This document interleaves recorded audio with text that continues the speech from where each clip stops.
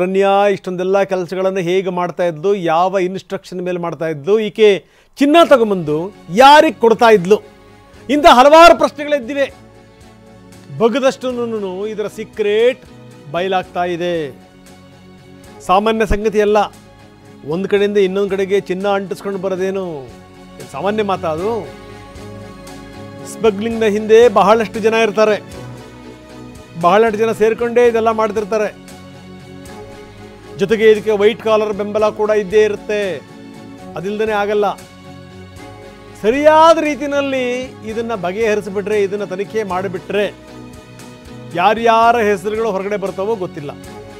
ರಾಜಕಾರಣಿಗಳು ಬರ್ಬೋದು, ಅಧಿಕಾರಿಗಳು ಬರ್ಬೋದು, ವ್ಯಾಪಾರಸ್ಥರು ವಹಿವಾಟು ಮಾಡುವಂಥವ್ರು ಬರ್ಬೋದು. ಸಾಮಾನ್ಯ ಸಂಗತಿ ಅಲ್ಲ ಇದು. ಇನ್ನೊಂದೇನು ಅಂದರೆ, ಈಕೆಗೆ ಈ ಚೆಕ್ ಮಾಡದೇ ಕರ್ಕೊಂಬರುವಂಥ ಪ್ರೋಟೋಕಾಲ್ ಯಾವ ರೀತಿ ಸಿಗ್ತಾ ಇತ್ತು, ಇದು ಪ್ರಶ್ನೆ.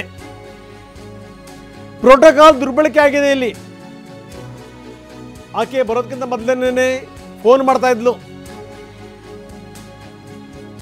ನಾನು ಇಂಥ ಕಡೆಗಿದ್ದೀನಿ, ಇಂಥ ಕಡೆ ಬಂದು ಇಳಿತಾ ಇದ್ದೀನಿ ಅಂತ. ಈಗ ಪ್ರಕರಣದ ತನಿಖೆಗೆ ಗುಪ್ತಾ ಅವರನ್ನು ನೇಮಿಸಲಾಗಿದೆ.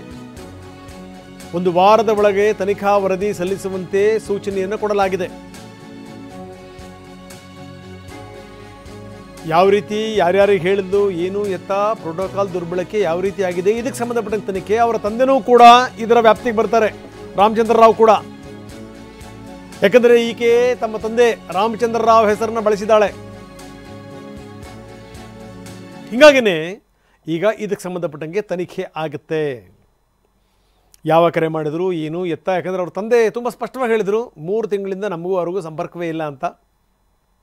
ಅದಾದಮೇಲೆ ಯಾವ್ಯಾವ ಮದುವೆಯಲ್ಲಿ ಜೊತೆಯಾಗಿ ನಿಂತಿದ್ರು, ರಿಚುವಲ್ಸನ್ನು ಜೊತೆಯಾಗಿ ಮಾಡಿದ್ರು, ಅದೆಲ್ಲವನ್ನೂ ಕೂಡ ನೋಡಿದ್ದೀವಿ ನಾವು. ತಂದೆ ಹೆಸರು ಬಳಸ್ದೇ ಈ ರೀತಿ ನೇರವಾಗಿ ಆ ಪ್ರೋಟೋಕಾಲ್ ಸಿಗ್ಲಿಕ್ಕೆ ಸಾಧ್ಯನಾ? ಅದರಲ್ಲೂ ಈ ಫಿಸಿಕಲ್ ಚೆಕಪ್ ಇಲ್ದೇನೆ ಹೆಂಗೆ ಸಾಧ್ಯ ಅದು? ಅದಕ್ಕೆ ನಾನು ಹೇಳ್ತಾ ಇದ್ದೆ, ಸರಿಯಾದ ರೀತಿಯಲ್ಲಿ ಏನಾದರೂ ತನಿಖೆ ಆಯಿತು ಅಂದರೆ ಯಾವ್ಯಾವ ಪೊಲೀಸರ ಹೆಸರು ಬರುತ್ತೋ, ಯಾವ್ಯಾವ ರಾಜಕಾರಣಿಗಳ ಹೆಸರು ಬರುತ್ತೋ, ಯಾರ್ಯಾರು ಬಂಗಾರದ ಅಂಗಡಿಯವರ ಹೆಸರು ಬರುತ್ತೋ, ಯಾವ್ಯಾವ ಸ್ಟಾರ್ ಹೋಟೆಲ್ ಮಾಲೀಕನ ಪುತ್ರನ ಹೆಸರು ಬರುತ್ತೋ ಗೊತ್ತಿಲ್ಲ. ಸೊ ಇದು ಸಂಗತಿ. ಈಗ ಇದರ ವ್ಯಾಪ್ತಿ ದೊಡ್ಡದಾಗ್ತಾ ಇದೆ.